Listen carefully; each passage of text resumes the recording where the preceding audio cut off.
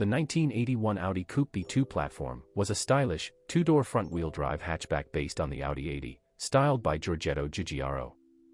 Released as a sporty alternative to sedans, it featured 1.6-liter to 2.2L gasoline engines, notable 5-cylinder performance, comfortable Grand Tourer seating, and excellent handling.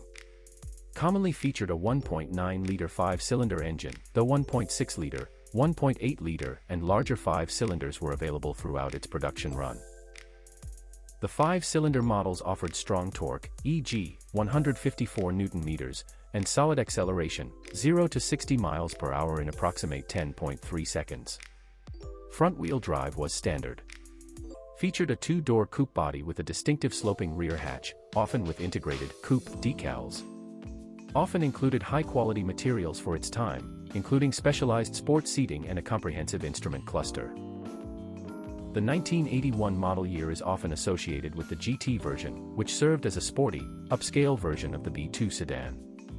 While it shared its body shell with the iconic Audi Quattro, the standard coupe lacked the four-wheel drive system and flared fenders of the more expensive performance car. A front-wheel drive 1981 Audi Coupe GT was used in European Touring Car Championships, proving to be competitive and winning the Zolder race. The 1981 Audi Coupe was praised for its comfort, unique styling, and stable handling on both dry and slippery roads.